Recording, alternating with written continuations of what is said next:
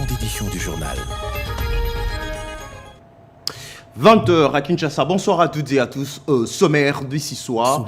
Plus de 144 cabines électriques sont en courant. La sous-station électrique de Ndolo est hors service. Motif le sectionnement de câbles moyenne tension par l'entreprise Contractat GMT qui exécute le travaux de réhabilitation de route à suivre dans le corps de cette édition. C'est constat fait par la Société nationale de l'électricité. Et nous allons vous relater le quotidien des habitants de Mongafula. De telles d'érosion font la loi et suppriment même deux avenues et quartiers, causant parfois de pertes en vues humaines. Le grand angle d'ici soir est signé Béatrice Chakwea Ponzouzi, commentaire tout à l'heure.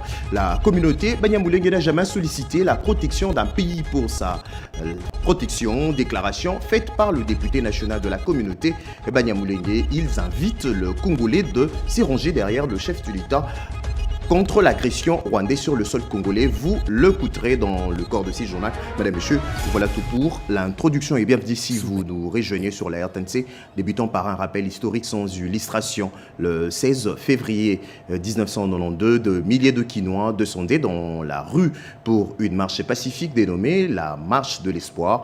À l'appel d'une association catholique laïque, ils revendiquaient la réouverture de la conférence nationale souveraine fermée le 19 janvier de la même année. Images et commentaires à suivre dans nos prochaines éditions. Dans l'actualité également, le développement rural prend une bonne direction en RDC au cours d'une activité organisée au fleuve Congo, hôtel à Kinshasa. La première ministre Judith Suminwa Tuluka a officiellement lancé le programme régional d'appui au développement des infrastructures et de valorisation des ressources en eau transfrontalières en présence du ministre d'État du développement rural et plan. Ces projets touchera près de 500 000 ménages en RDC dans le province du Nord Ubangi, Sud Ubangi et de la Mongala. Regardez.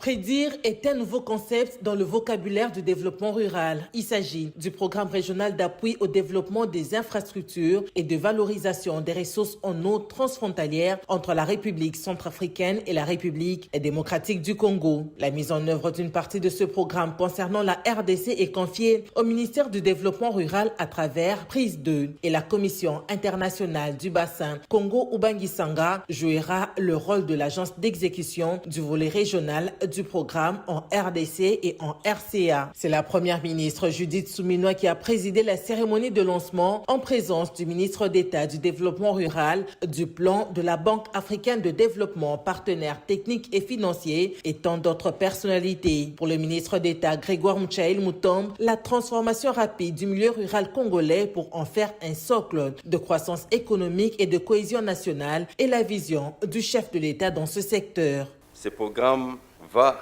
entre autres, réaliser ce qui suit: installer les stations de traitement d'eau à Guadolite, capables de fournir 2000 mètres cubes d'eau par heure, et un réseau d'adduction et de distribution d'eau et la construction du bâtiment connexe de la Régie des eaux. Mettre en place des systèmes d'approvisionnement et d'adduction en eau potable avec un appui solaire dans les provinces du Nord et Sud-Ubangi. La zone d'intervention de la phase 1 et 2 du projet Prise est passée de 5 à 10 provinces. Une expérience qui va sans doute accompagner le projet Prédire, explique le coordonnateur Deon Tsunzu. Nous avons déjà donné les instructions de préparer Prise 3 qui est dans les couloirs déjà. Pourquoi parler de Prédire? Parce que Prédire c'est un programme régional qui prendra la RDC et la République centrafricaine, dont la partie nationale est mise en œuvre au ministère du développement rural et la partie régionale. À noter que le budget total du volet de la République démocratique du Congo s'élève à 46,6 millions de dollars américains. Et puis en bref, ouverture ce mardi à Kinshasa de la table ronde sur la protection des services de santé et autres services essentiels en contexte de conflit. Ces assises sont organisées conjointement par le gouvernement congolais, l'Union européenne et le comité international de la Croix-Rouge. Le go a été donné par la première ministre Judith Suminwa Tuluka. L'objectif de cette rencontre est de dégager des mécanismes concrets d'appui aux efforts du gouvernement afin de préserver l'accès aux services essentiels dans les zones affectées par le conflit. Et puis, les réformes structurelles engagées par le gouvernement dans le secteur du climat concernant le secteur de l'industrie, entrepreneuriat et de petites et moyennes sont très prises dans le secteur du climat des affaires. Le ministre d'État au plan, Guilan Nyembo, et son collègue de l'entrepreneuriat, Justin Kalumba, en passant en revue ces réformes. Yvette Mankoutima et Peggy Mukunda pour plus de détails. Booster l'économie, rassurer les investisseurs, accélérer les réformes, les gouvernements passent à la vitesse supérieure sur le climat des affaires.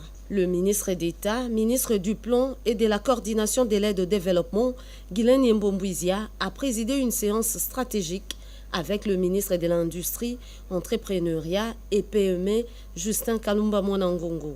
Au centre des échanges, les tableaux numériques des suivis des réformes du climat des affaires. Un outil présenté comme la boussole du gouvernement pour mesurer, corriger et accélérer les réformes prioritaires. Nous tenons à ce que ça évolue pas seulement sur les tableaux, mais aussi sur les terrains. Et c'est ça qui est plus important, qui est un témoignage, surtout du secteur privé, qui nous disent « Ah, désormais ça commence à marcher parce que telle loi ou telle autre chose ont été réalisées ».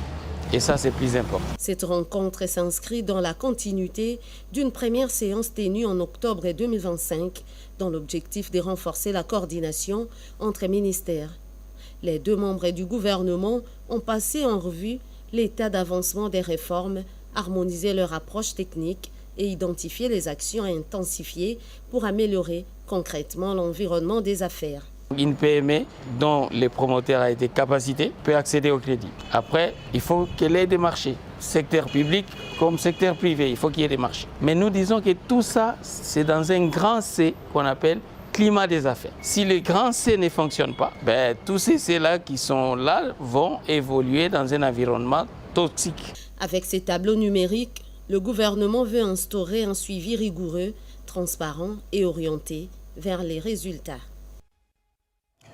Pour lutter contre le changement climatique, la RDC doit avoir un soubassement juridique. Et pour combler ces vides juridiques, un projet de loi sur la protection de l'environnement a été déposé ce matin à la Chambre basse du Parlement congolais. Génie Dada Chabani. La forêt équatoriale fait de la République démocratique du Congo un pays solution dans le changement climatique mondial.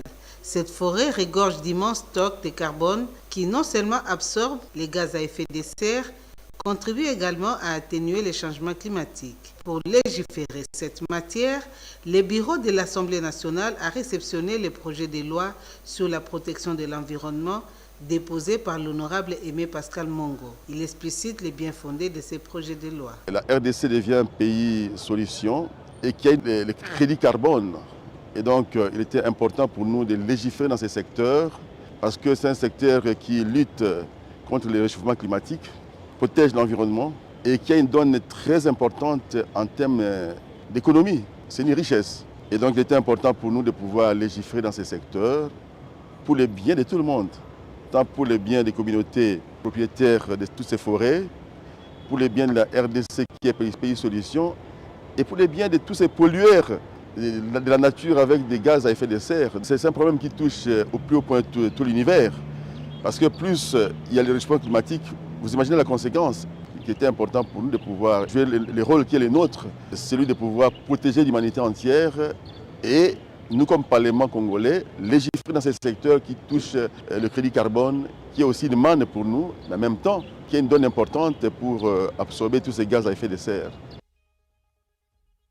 L'entame de cette édition, la sous-station électrique de Ndolo est hors service.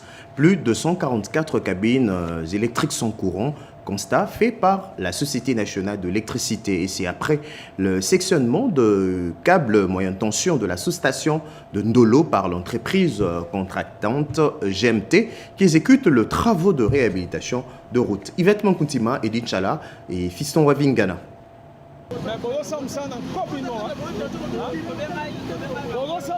Coupure géante, câbles sectionnés, quartier plongé dans le noir. La Société nationale d'électricité SNEL SA dénonce un nouvel acte de vandalisme sur son réseau moyenne tension.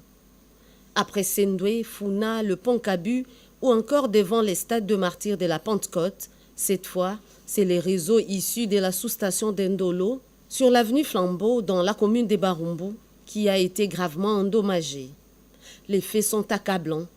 Des engins de la société GMT engagés dans les travaux de réhabilitation pour le compte de l'hôtel des villes de Kinshasa ont littéralement sectionné les feeders 12, 19, 37 et 39. Cette construction ne se fait pas sans dégâts collatéraux au réseau de la SNEL. C'est ce qui fait que vous enregistrez des plaintes dans la commune de La Gombe, dans la commune de Kinshasa, parce qu'il y a une affaire de 3 ou 4 fidèles qui ont été piochés, câbles arrachés et volés systématiquement, aussitôt piochés.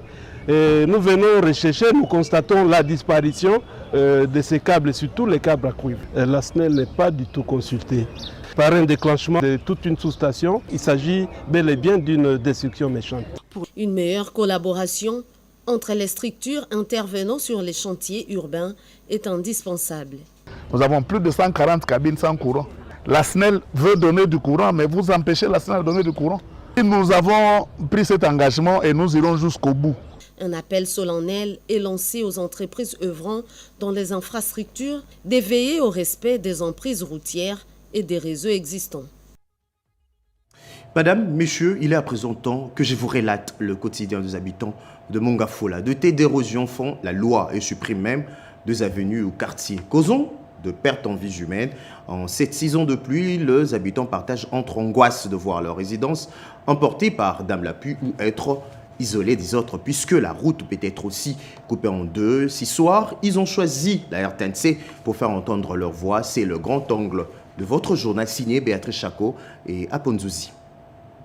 Les têtes d'érosion de la commune de Mongafula au niveau du quartier armé sont en voie d'être maîtrisées. Les notabilités de la commune veulent sauver les habitations menacées par ces têtes d'érosion. N'oublions pas que le chef de l'État, Félix Antoine Tshisekedi, a placé l'homme au centre de toute son action.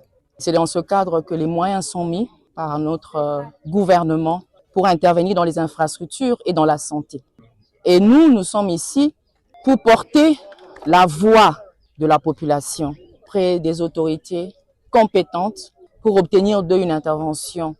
On s'est déployé pour venir d'abord nous-mêmes palper de nos yeux ces problèmes qui ont été dérangés, cette érosion qui ont été dérangé la population des armées. Si on ne prend pas charge, ça peut traverser de l'autre côté. Nous avons vu de maisons entières partir. C'est vraiment une désolation, mais au moins on peut dire que c'est un ouf de soulagement parce que nous avons vu les notables venir nous visiter. Nous avons quand même lutté, nous avons dit mobiliser le véhicule d'immondices de par-ci par-là avec nos propres moyens pour essayer de lutter, au moins conserver au moins les acquis. Ça fait plus de 30 ans, c'est depuis ce Sumobutu que l'érosion ici a commencé. Ce sont nos porte-paroles auprès de son Excellence Monsieur le Président de la République pour que cette érosion soit prise en compte et que finalement on ait des solutions durables, pourquoi pas définitives. À travers cette initiative, les habitants sont convaincus de la mobilisation des figures locales et académiques qui constituent un signal fort d'espoir dans l'attente des actions concrètes capables de mettre un terme à une crise environnementale et sociale qui n'a fait que trop durer. Parlons autre chose. Exploitation frauduleuse de fréquences congolaises et fourniture illégale de services de télécommunications par la société Amti N dans l'est de la RDC. Le ministre de Poste et Télécommunications, Maître José Panda, a présenté ce mardi 17 février les inquiétudes du gouvernement congolais au chargé d'affaires de la République sud-africaine, assumant l'intérim de l'ambassadeur en RDC. Les autres commentaires avec Nono Monseko. MTN est une firme privée de droit sud-africain dont une succursale est installée au Rwanda, mais fournit illégalement les services de télécommunication dans le Nord Kivu. C'est pour cette appartenance sud-africaine de MTN que ce dossier inquiétant a été présenté au chargé d'affaires d'Afrique du Sud. C'est inacceptable, comme l'a indiqué le président de l'ARPTC.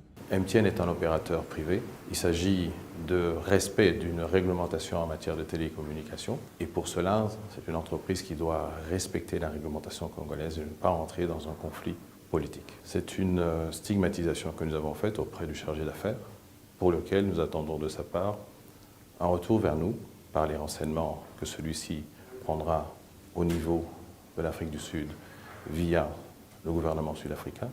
Et ensuite, nous verrons des dispositions qui pourraient être aménagées entre les deux pays pour que cette activité cesse. Nous sommes dans un processus qui va nous amener jusqu'aux instances internationales.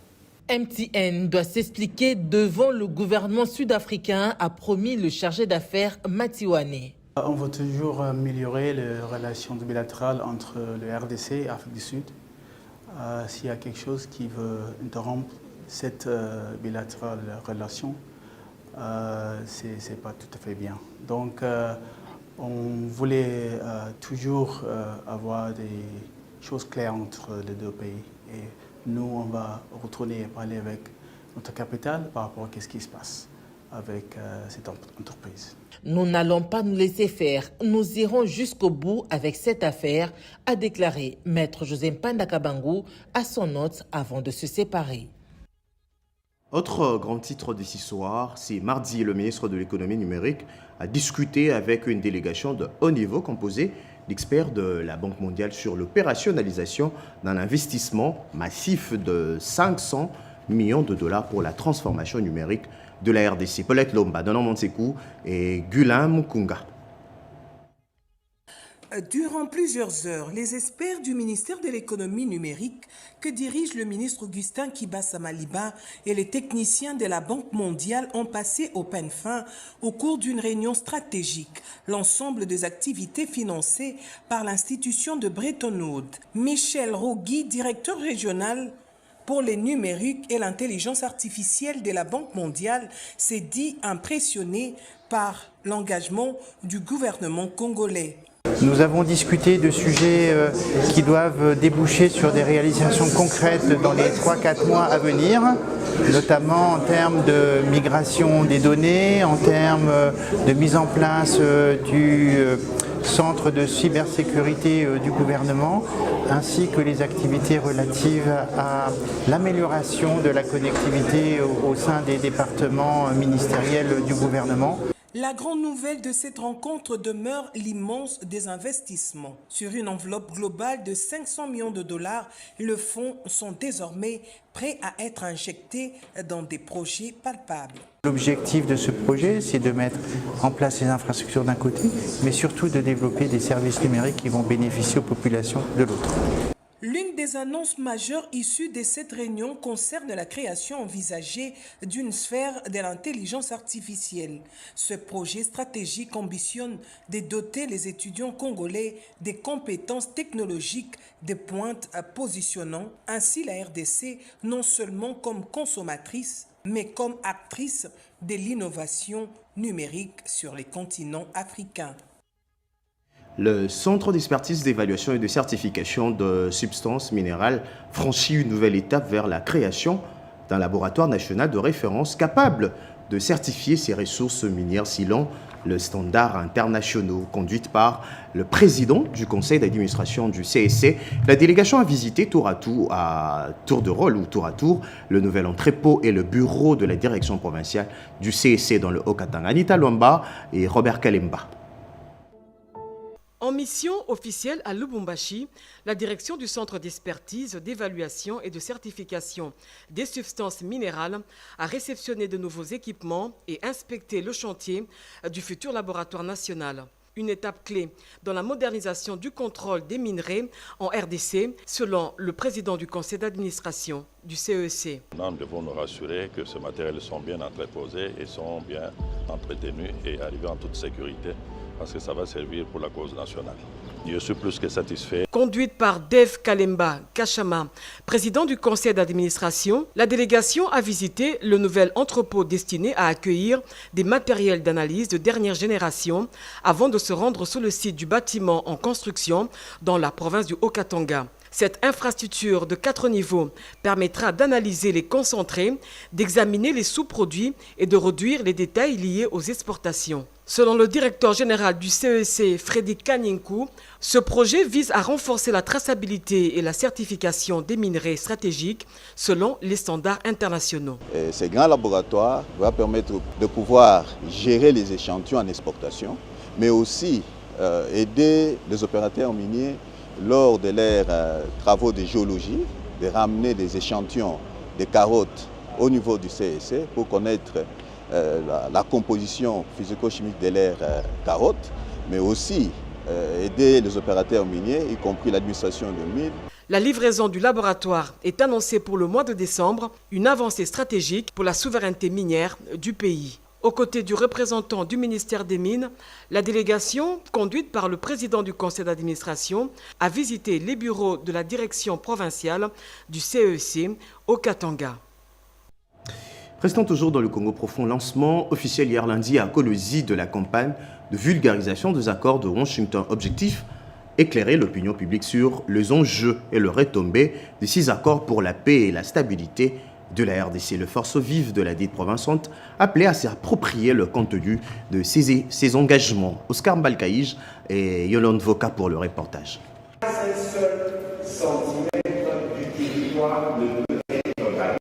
Le Lualaba a été choisi comme province pilote pour le lancement de la campagne de vulgarisation des accords de Washington, récemment signé entre les deux parties prenantes au processus de paix. Ce choix symbolique et stratégique traduit la volonté des autorités nationales d'ancrer le message de paix et de cohésion dans toutes les provinces de la RDC. La séance d'échange organisée ce lundi 7 février 2026 dans la magnifique salle polyvalente du gouvernement provincial à l'intention des forces vives de la province a été co-animée par le ministre national de la communication et médias et porte-parole du gouvernement Patrick Mouyaya Katembwe et la gouverneure Marie-Thérèse Masuka Saini. Plusieurs personnalités politico-administratives ont pris part à cette rencontre, notamment le ministre national de la Justice, le président de l'Assemblée provinciale du Lualaba, Jean-Marie Kasséa Chingambo, et le vice-gouverneur de province, Clément Moufoundji Karl. D'entrée des jeux, Marie-Thérèse Masuka Saini a salué l'engagement constant du président Félix-Antoine Tshisekedi Tshilombo dans la quête de la paix et de la stabilité sur l'ensemble du territoire national. Il y a les sujets qui, chaque fois, quand on en parle, les gens veulent savoir. Qu'est-ce qui s'est passé? Est-ce qu'il y a eu des accords? Bien sûr, il y a eu des accords. Est-ce que ces accords sont défavorables pour la population de la République démocratique du Congo? Lors de son intervention, Patrick Mouyaya Katembwe a expliqué avec précision et clarté les contours de ces accords, dissipant les zones d'ombre et répondant aux préoccupations de l'opinion. C'est pour la première fois qu'on a un accord où le président rwandais reconnaît qu'il a ses troupes en RDC. Parce que souvent il dit « Ah, je ne suis pas là-bas ». Et donc, qu'on ne vous trompe pas, nous n'avons été à aucune discussion où on a dit qu'on allait lâcher 1 centimètre de notre territoire. Qu'on ne vienne pas vous dire que bon, quand on aura fini à Doha, on va dire non, on fait les brassages et les mixages où vous prenez 1000, 2000 personnes, vous les mettez dans l'armée. Le ministre de la Communication et Médias a exhorté la population à éviter la désinformation et à se référer aux sources officielles pour comprendre la portée réelle des engagements pris par les autorités du pays.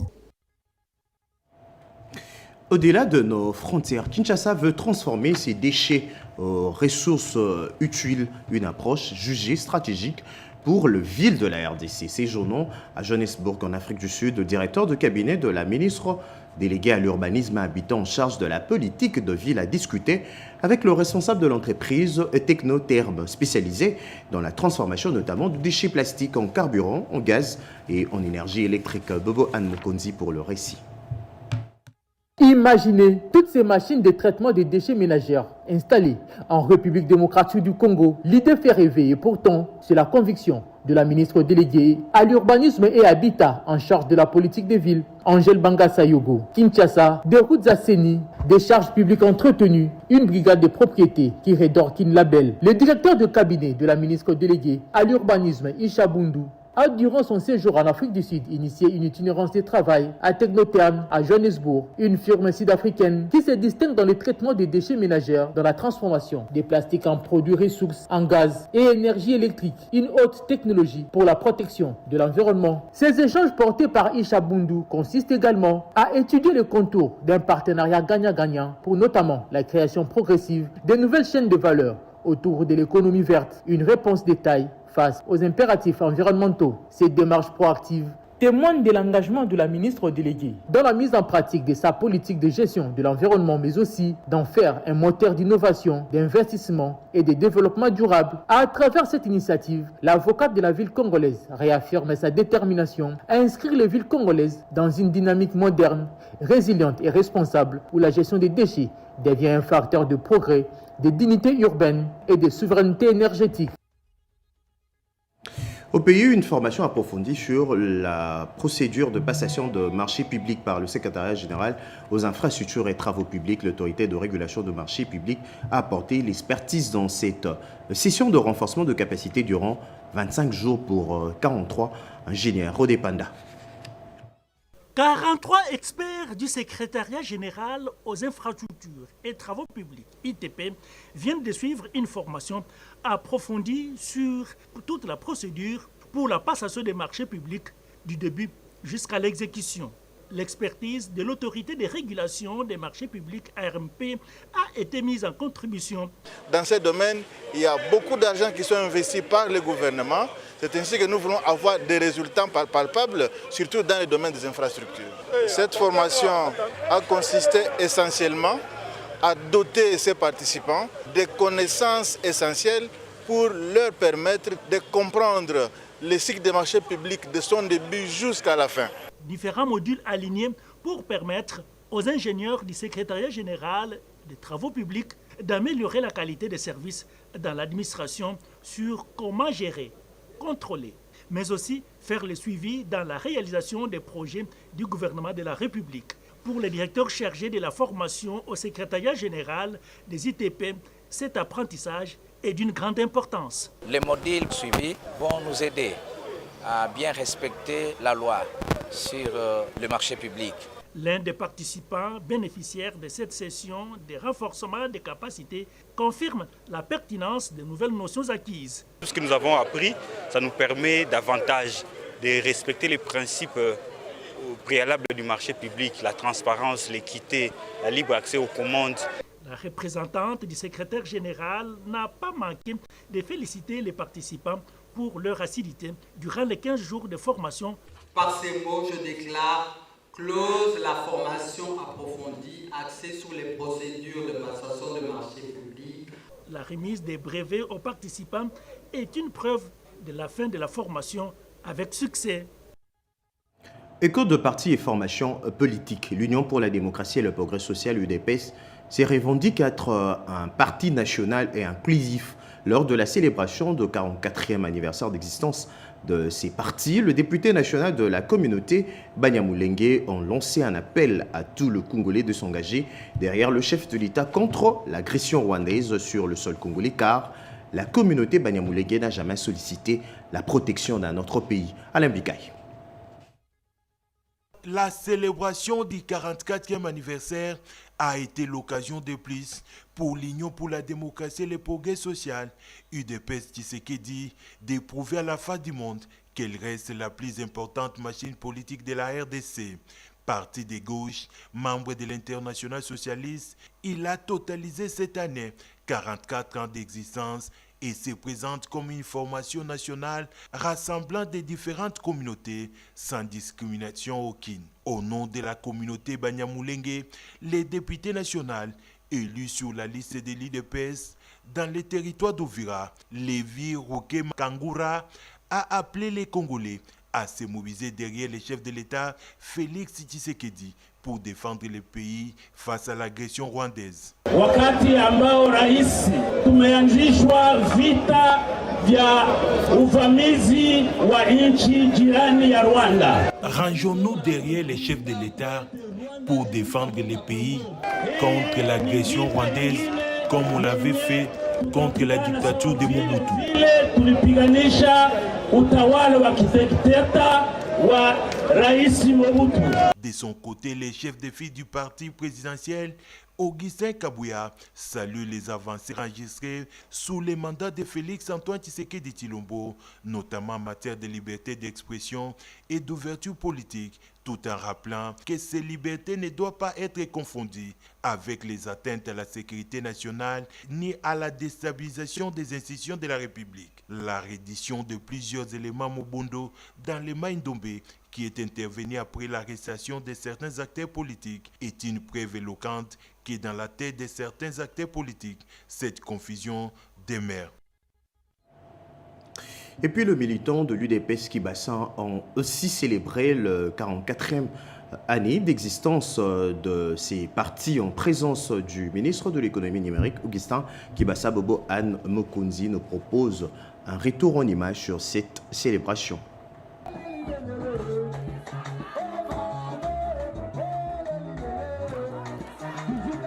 Venu de 4 fédérations de la capitale congolaise, la base de l'UDPS Kibasa, mobilisée pour commémorer le 44e anniversaire de l'existence de ces partis. Une journée symbolique, empreinte d'émotions et de souvenirs pour les militantes et militants et cadres de l'UDPS Kibasa de témoigner leur attachement aux idéaux des pères fondateurs du parti. Présent dans cette cérémonie, le ministre de l'économie numérique, Augustin Kibasa, confiant pour la réussite de l'engagement des actions du chef de l'État, Félix Antoine Tshisekedi Tshilombo, pour le retour de la paix en République démocratique du Congo et les réformes engagées dans plusieurs secteurs pour le développement de la RDC. Aujourd'hui, un homme mérite d'un combat historique. Félix Antoine Tshisekedi Tshilombo, aujourd'hui l'histoire nous donne raison. Un digne fils de l'UDPS est à la tête de notre nation. Issu de cette école de la résistance, l'homme incarne la matérialisation des rêves de nos pères fondateurs et de nos élus. Nous avons conclu un accord stratégique avec Washington. Sous son leadership, nous redonnons à l'État congolais sa dignité. Sous son leadership, nous faisons face aux défis avec détermination et courage. Alain Kyungumushidi, secrétaire général AI de ces partis, a par la même occasion fait un appel à la population congolaise en général et aux membres du parti de l'UDPS Kibasa en particulier à soutenir les actions du chef de l'État. Avec 4 ans de décennies de lutte et 7 ans de pouvoir, l'UDPS Kibasa s'affirme dans la sphère politique comme le porte-étendard du bien-être et social de la population congolaise. Et puis le FIDEC de Fifi Masuka Saini, gouverneur du Lualaba, a lancé mardi à Kinshasa l'opération de l'octroi de cartes de membres de taille très prochainement sur la RTNC. C'est mercredi 18 février plutôt 2026, la constitution de la RDC totalise 20 ans depuis sa promulgation. À cette occasion, le secrétaire permanent André Pata mobilise l'élite intellectuelle à participer au colloque qu'organise l'IDPGA et la faculté de droit au Palais du Peuple dans la salle de banquet à partir de 9h de Kinshasa. Les scientifiques sont invités à ces colloques. Robert Ndaye et Turbo Chibanga pour plus de détails. C'était le 18 février 2006 que la République démocratique du Congo publiait une nouvelle constitution marquant un tournant décisif dans son histoire politique. Ce mercredi 18 février 2026, cette constitution en vigueur totalise 20 ans et l'impact de ce texte fondamental est au cœur des débats. Au Palais du Peuple, ce mercredi 18 février 2026, l'Institut pour la démocratie, la gouvernance, la paix et le développement organise, en collaboration avec la faculté de droit de l'Université de Kinshasa, un colloque scientifique pour commémorer le 20e anniversaire de cette loi fondamentale sous le thème « Les 20 ans de la Constitution de la République démocratique du Congo 18 février 2006, bilan et perspective ». Vous savez, c'est 20 ans dans tous les cas. C'est 20 ans, la Constitution, c'est la loi fondamentale d'un pays et on ne pouvait pas passer sous silence un tel événement. 20 ans, c'est quand même l'eau a coulé sous le pont. Il est temps. 20 ans après donc que le peuple congolais, à travers son élite, faculté de droit, université de Kinshasa et DGPA, puisse s'asseoir autour d'une table et réfléchir froidement au cours d'un colloque scientifique, je dis bien pas politique, mais scientifique, pour faire le bilan de cette constitution et dégager les perspectives. Un colloque scientifique qui connaîtra la présence de plusieurs scientifiques et professeurs. C'est un colloque pluridisciplinaire. C'est-à-dire qu'il n'y aura pas que des juristes, il y aura des économistes, des politologues, des philosophes, des théologiens, mais également plusieurs universités représentées. 20 ans après sa promulgation, la Constitution de la République démocratique du Congo reste un pilier important de la gouvernance et de la démocratie, avec Évariste Bochab, Jacques Ndjoli, Émile Bongeli, Vincent Kangulumba et André Mbata. Les débats de la Constitution doivent quitter la rue pour se pencher sur son avenir. Et puis ce titre avant de nous dire au revoir. Distinction honorifique pour plusieurs membres du barreau de Kinshasa-Matete, 17 avocats au total décorés de la médaille d'or du mérite civique en reconnaissance de 25 ans d'engagement au service de la nation. La cérémonie s'est tenue à la chancellerie des ordres nationaux. Le film de cette cérémonie avec Kerenka Kolongo. La chancellerie des ordres nationaux a servi de cadre ce mardi 17 février 2026 à une cérémonie solennelle des décorations des médailles d'or du mérite civique. 17 avocats inscrits au barreau de Kinshasa-Matete ont reçu cette distinction honorifique en reconnaissance de 25 années de loyaux services rendus à la nation, marqués par l'abnégation, le sens du sacrifice et la responsabilité professionnelle. Les médailles que nous portons ne ressemblent pas à un trophée accordé aux pharisiens ou aux scribes. C'est en réalité un appel à faire mieux davantage pour continuer de mériter la reconnaissance de la nation. Présidé par le chancelier national des ordres nationaux, le général-major André Matoté-Zoulois, la cérémonie a été ponctuée par la lecture des décisions officielles suivie de la remise solennelle des médailles aux lauréats dans un décor protocolaire empreint de solennité. Au nom des récipiendaires, Maître Singa Jean-Marie a exprimé sa gratitude au chef de l'État, Félix Tshisekedi, pour avoir autorisé cette reconnaissance officielle. Ça ne peut qu'être une occasion de très grande joie, une très grande satisfaction pour nous. Et nos jeunes qui viennent après, certainement qu'ils vont suivre notre exemple, ils vont servir l'État avec beaucoup de loyauté pour qu'un jour la nation puisse également leur être reconnaissante. Le barreau de Kinshasa-Matete, dirigé par le bâtonnier Emilio Muchembe-Wembo, voit ainsi plusieurs de ses membres honorés pour leur engagement constant au service de la justice. L'avocat, c'est quelqu'un qui rend service aux autres. Donc, on a choisi ce métier et nous sommes obligés d'aller avec ce métier jusqu'au bout. La manifestation s'est achevée en fin de matinée sous les notes de l'hymne national. Merci à Gudit Boilia, André Njeka, Patrick Bapuila, René Ngwangou, Joseph Nzezo, Alain Galia, Chico Bipendo et Narcisse Makani pour avoir réalisé cette édition. Merci aussi à vous de nous avoir suivis, à toutes et à tous. Bonne soirée et à demain sur la RTNC.